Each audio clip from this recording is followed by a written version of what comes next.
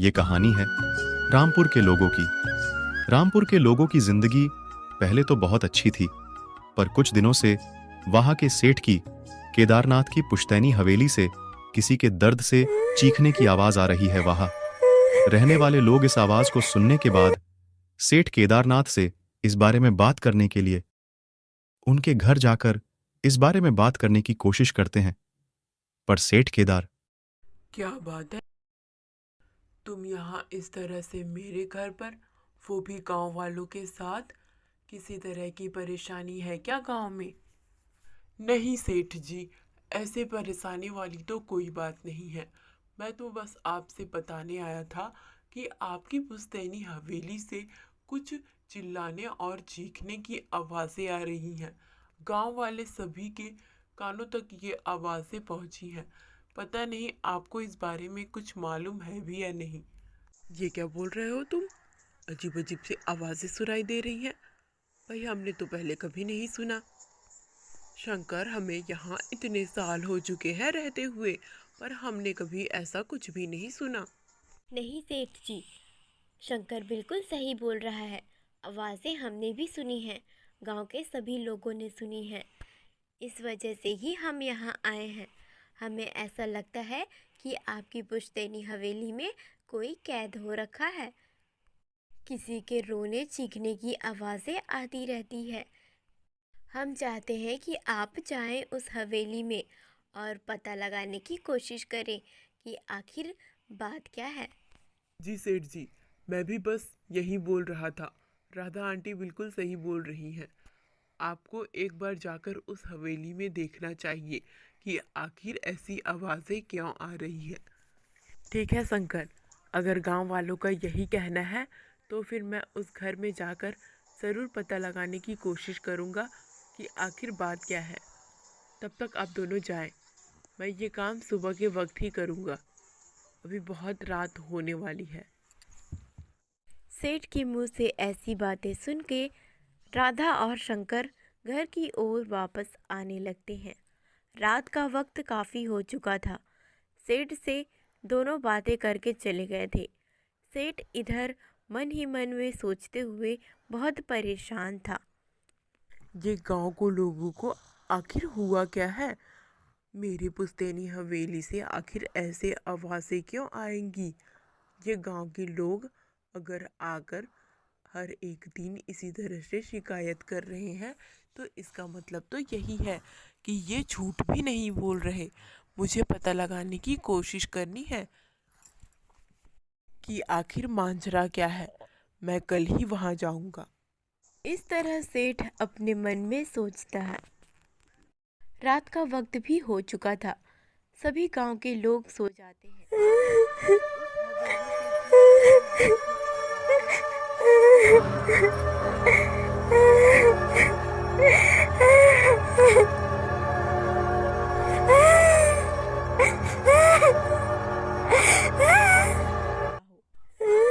गांव के नौजवान, बूढ़े और औरतों से लेके सभी उसकी चीख सुनते हैं, पर किसी की भी इतनी हिम्मत नहीं थी कि वो उस पुश्तैनी हवेली में जाकर उस राज का पता लगा सके।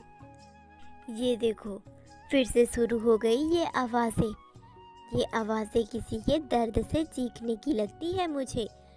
कोई अपने दर्द को अपनी चीख में बता रहा हो, पर ये सेठ हमारी बात ही नहीं सुनता।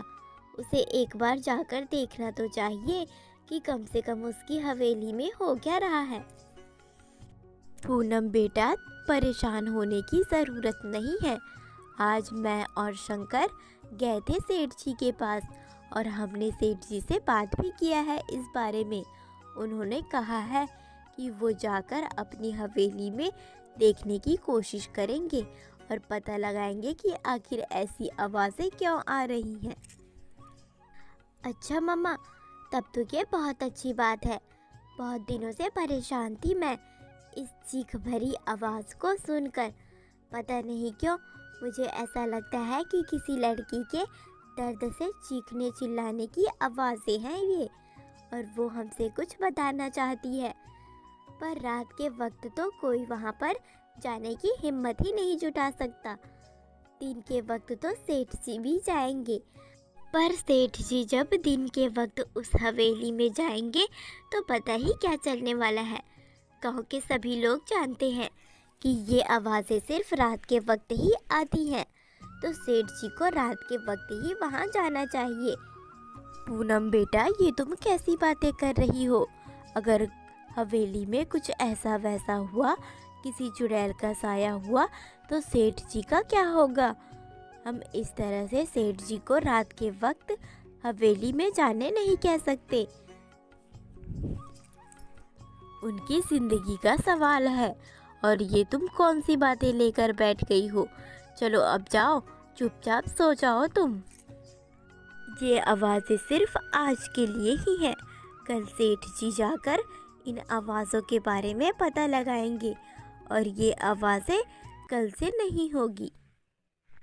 काले अंधेरे रात का समय था। सभी गांव वाले अपने अपने घरों में सो चुके थे, पर उनके कानों तक उस चीख भरी आवाज़ अभी तक सुनाई दे रही थी, पर किसी ने भी अपनी आंखें नहीं खोली। ये तो आज का नहीं बल्कि पिछले 1 हफ्ते से चलता आ रहा है। इस तरह चीखने चिल्लाने की आवाज़ उस हवेली से बाहर आती है, पर गांव के लोग अपनी आंखें नहीं खोलते और चुपचाप सोए रहते हैं। दूसरे ही दिन जैसे सूर्योदय होता है, सेठ गांव वालों के पास आ जाते हैं, जहां पर सभी गांव वाले इकट्ठे हुए थे। सेठ कहते हैं, ये क्या राधा, तुमने तो कहा था कि इस हवेली से कुछ दर्द से चीखने की आवाज़ें आ रही हैं, पर मुझे तो ऐसे कोई भी आवाज़ सुनाई नहीं दे रहे। अगर तुम गांव वालों को पैसे चाहिए तो साफ साफ बोले। इस तरह से झूठ बोलकर गांव में बुलाने की ज़रूरत नहीं है। मेरा भी टाइम बर्बाद हो रहा है। नहीं सेठ जी, ऐसी कोई बात नहीं है। आप हम गांव वालों पर भरोसा रखें। रात के वक्त आपकी पुश्तैनी हवेली से चीखने चिल्लाने की आवाज़ें आती हैं। कल तो मेरी बच्ची पूनम बहुत परेशान हो चुकी थी। इस चीखने चिल्लाने की आवाज़ की वजह से हमारे बच्चे सो नहीं पाते रात भर। बिस्तर पर सिर्फ आंखें बंद होती हैं, नींद नहीं आती। और हम सभी गांव वालों का यही कहना है। मैं अगर झूठ बोल भी रही होंगी तो गांव के सभी लोग तो झूठ नहीं बोलेंगे। आप चाहें अपनी पुश्तैनी हवेली में और पता लगाने की कोशिश करें कि आखिर रात के वक्त ही ऐसी आवाज़ें क्यों आती हैं। पागल हो गई है क्या राधा? अगर रात के वक्त ऐसी आवाज़ें आती हैं तो इसका मतलब तो यही है कि कोई चुड़ैल का साया होगा मेरे हवेली पर, और मैं इस तरह अकेले अपनी हवेली पर जाकर खुद की जान दूंगा क्या? भूलो मत, मैं ही तुम सभी गांव वालों का करता धरता हूँ। हमेशा मैंने ज़रूरत के वक्त पर तुम सभी गांव वालों को पैसे दिए हैं। इस तरह से सेठ सभी गांव वालों के बीच कह रहा होता है। तभी वहां एक नौजवान सेठ की तरफ गुस्से से देखते हुए अपने मन में सोचते हुए कहता है, कैसे पैसे दिए हैं इसने? वैसे भी सारे पैसे तो हमारे ही हैं। हमारे इतने सारे अनाजों को तो खुद ही ले लेता है। हमें सिर्फ अपने महीने भर का ही राशन देता है। अगर वैसे भी ऐसा ना करता ये, तो हम तो कितने अमीर होते। पर ये सेठ ऐसा चाहता ही नहीं है कि इससे अमीर कोई गांव के लोग हो। हमारे सभी अनाजों को खुद रख लेता है। कम से कम कुछ बेचने के लिए अनाज तो देने ही चाहिए इसे। जब भी हमें पैसे की ज़रूरत होती है तो भले ही हम इसके पास जाते हैं, पर कौन सा ये हमें मुफ्त में पैसे दे देता है। हमेशा हमारी ज़मीनें और हमारा घर हड़प लेता है ये, उसके बाद देता है पैसा हमें। बड़ा आया हमारा करता धरता बनने वाला। अगर ऐसी बात है तो मुझे किसी तांत्रिक के साथ हवेली में जाना होगा। मैं इस तरह अकेला नहीं जा सकता। अगर भूत और चुड़ैलों का साया हुआ तो मेरा क्या होगा? मेरे परिवार वालों का क्या होगा? वैसे भी इकलौता बेटा है मेरा, और मुझे उसे बहुत नाजों से पालना है। इसलिए कहता हूँ, आप लोग कुछ दिनों का इंतज़ार करें। इंतज़ार के बाद मैं तांत्रिक को बुलाकर लाऊंगा और तांत्रिक के साथ ही उस हवेली में जाऊंगा। सेठ के ऐसा कहते ही सभी गांव वाले सेठ के ऊपर चिल्लाना शुरू कर देते हैं और कहते हैं कि उन्हें आज के आज ही उस हवेली में जाकर उस हवेली के राज को पता लगाना होगा। सेठ जी, अगर आपको तांत्रिक को भी बुलवाना है तो आप आज ही जाएं और तांत्रिक को लेकर आएं। पिछले एक हफ्ते से हम सभी बहुत परेशान हैं। आप भी हमारी परेशानी को समझें। रात के वक्त हमारी आंखें ज़रूर बंद होती हैं पर हमारे नींद नहीं पड़ते। चाहे कुछ भी हो जाए, आज आपकी पुश्तैनी हवेली का राज सामने आना ही चाहिए। राधा के ऐसा कहते ही राधा की बेटी पूनम सामने आते हुए कहती है, माँ बिल्कुल सही बोल रही है। हम पिछले एक हफ्ते से परेशान हैं और वैसे भी आपको डर किस बात का, वो आपकी ही पुश्तैनी हवेली है। आज नहीं तो कल कभी ना कभी तो आपको अपनी हवेली में जानी ही होगी ना, तो आज ही क्यों नहीं। अगर आपको डर लग रहा है तो मैं आपके साथ चलूँगी और अगर आप तांत्रिक को बुलवाना चाहते हैं तो तांत्रिक भी हमारे साथ चलेगा। मुझे कोई परेशानी नहीं है, आप तांत्रिक को बुलवा कर लाएं। मैं आपके साथ अंदर जाने के लिए तैयार हूँ। इस तरह से पूनम कहती है। सेठ जी के पास और कोई रास्ता ना था। सेठ जी और पूनम दोनों ही तांत्रिक के घर पर जाने के लिए निकल जाते हैं। कुछ देर चलने के बाद वो तांत्रिक के घर पर पहुंच जाते हैं। तांत्रिक अपने घर पर अपने कमरे में सोया हुआ था। दोनों ही दरवाज़ा लॉक करते हैं, जिसकी वजह से तांत्रिक की नींद खुलती है और वो दरवाज़ा खोलता है। तांत्रिक के घर पर पूनम और सेठ दोनों पहुंच चुके थे। तांत्रिक उनसे कहता है। तांत्रिक के पूछे जाने पर सेठ जी उस हवेली में जो कुछ भी हो रहा है उसके बारे में तांत्रिक को बता देते हैं। गांव वालों का कहना है कि मेरी पुश्तैनी हवेली से कुछ आवाज़ें आती हैं। मैंने तो वो आवाज़ें कभी नहीं सुनी, पर गांव वाले सभी झूठ भी नहीं बोल सकते। इसलिए हम आपकी मदद लेने आए हैं। हम चाहते हैं कि आप हमारे साथ हमारे पुश्तैनी हवेली पर चले और जाकर वहां पता लगाने की कोशिश करें कि आखिर रात के वक्त ही ऐसी आवाज़ें क्यों आती हैं। जी हाँ तांत्रिक महाराज जी, सेठ जी बिल्कुल सही बोल रहे हैं। मैं उसी गांव में रहने वाली राधा की बच्ची हूँ। हमारा घर उस हवेली के सबसे नज़दीक है और वो हवेली बहुत ही खौफनाक दिखाई देती है रात के वक्त ही। और हर दिन रात के वक्त ही वहाँ से किसी के दर्द से चीखने की आवाज़ें आती है। ऐसा लगता है कि कोई उस जगह से मदद के लिए पुकार रहा हो। ठीक है, मैं आपके साथ चलने के लिए तैयार हूँ और आपके गांव की समस्या मैं हल भी कर सकता हूँ। पर इससे पहले मुझे ये जानना है कि ये आवाज़ें पहले से ही ऐसी हैं या कुछ दिनों से ही आवाज़ें आ रही हैं। कितने समय से आप लोगों को ये आवाज़ें सुनाई दे रही हैं? विस्तार से हमें हर एक बात बताएं। हमेशा से नहीं, बल्कि अभी एक हफ्ते से ही उस पुश्तैनी हवेली से ऐसी आवाज़ें आ रही हैं, ऐसा गांव वालों का कहना है। जी हाँ तांत्रिक जी, अभी कुछ दिनों से ही ऐसी आवाज़ें आ रही हैं। आवाज़ बहुत ही दर्दनाक होती है, ऐसा कि किसी के तड़पने की हो। मुझे तो ऐसा लगता है कि मानो कोई मदद के लिए पुकार रहा हो।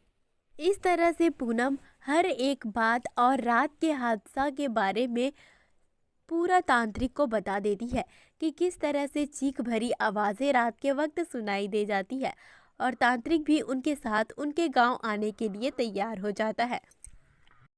तांत्रिक, पूनम और सेठ जी तीनों ही निकल पड़ते हैं उस पुश्तैनी हवेली की ओर।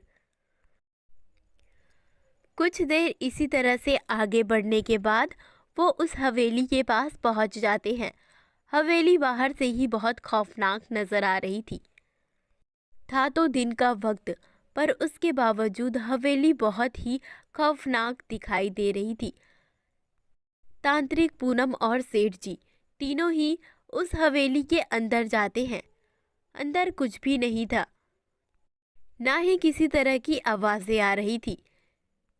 पूनम और सेठ जी के साथ साथ तांत्रिक भी बहुत हैरान थे, क्योंकि जैसा भी पूनम ने बताया था वैसा कुछ भी वहाँ पर नहीं था। तीनों ही अलग अलग कमरों की तलाशी लेते हैं, पर उन्हें किसी भी कमरे में कुछ भी दिखाई नहीं देता, ना ही कुछ आवाज़ें आती हैं। पूनम काफ़ी ज़्यादा हैरान थी।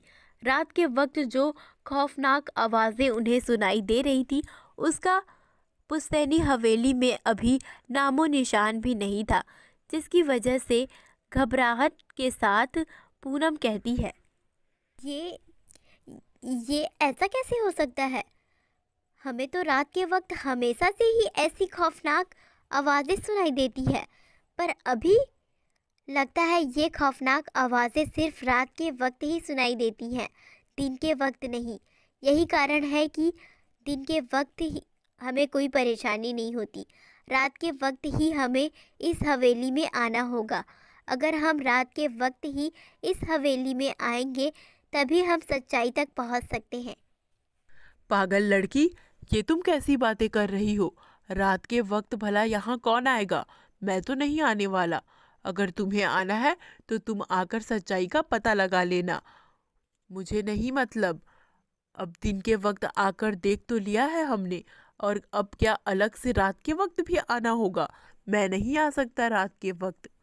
सेठ जी, अगर ये लड़की सच बोल रही है तो हमें रात के वक्त ही यहाँ आकर सच्चाई का पता लगाना होगा। मुझे ऐसा लगता है कि इस लड़की की बात में सच्चाई है।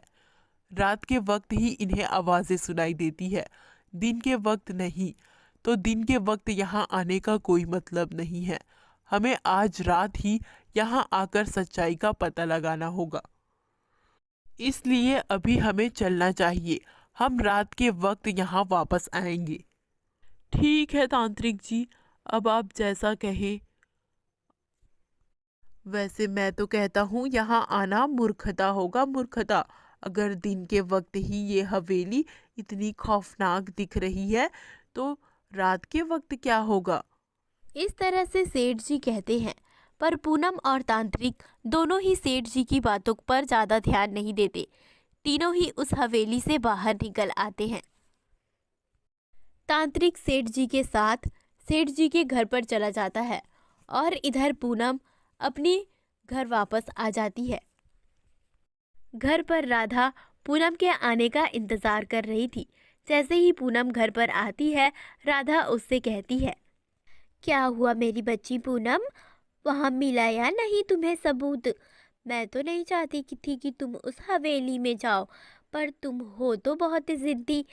अब बताओ, तांत्रिक के साथ तो उस हवेली में जाकर आ चुकी हो तुम, वहाँ कुछ सबूत मिला या नहीं तुम सभी को?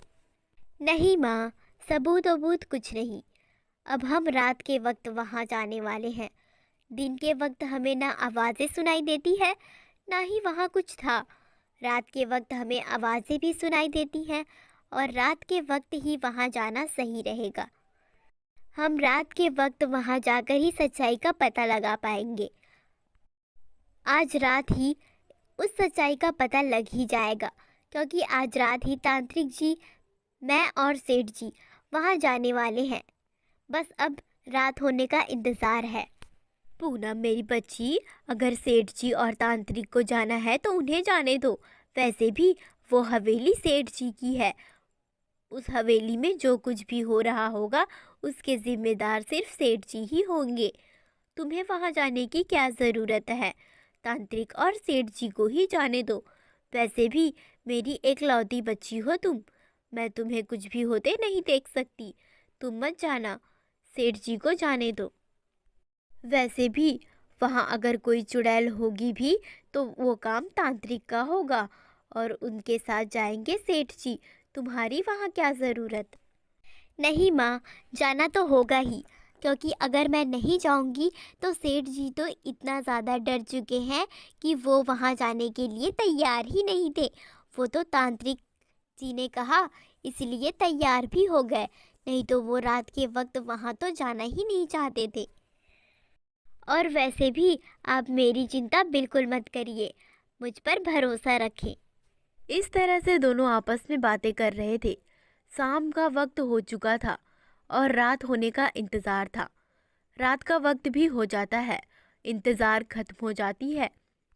उस हवेली से फिर से चीखने चिल्लाने की आवाज़ सुनाई देने लग जाती है। तांत्रिक जी, सेठ जी और वहाँ पर पूनम पहुँच जाती है। चीखने चिल्लाने की आवाज़ सुनकर तीनों काफ़ी ज़्यादा डरे हुए थे, पर हिम्मत करके तीनों अपने कदम आगे बढ़ाते हैं और उस हवेली के अंदर जाने की कोशिश करते हैं। तीनों जैसे ही उस हवेली के अंदर पहुंचते हैं, वो आवाज़ें बंद हो जाती हैं। आखिर क्या है सेठ केदारनाथ के पुश्तैनी हवेली का राज जानने के लिए पुश्तैनी हवेली पार्ट 2 में और ऐसी ही कहानियों से जुड़े रहने के लिए हमारे चैनल को सब्सक्राइब कर लें।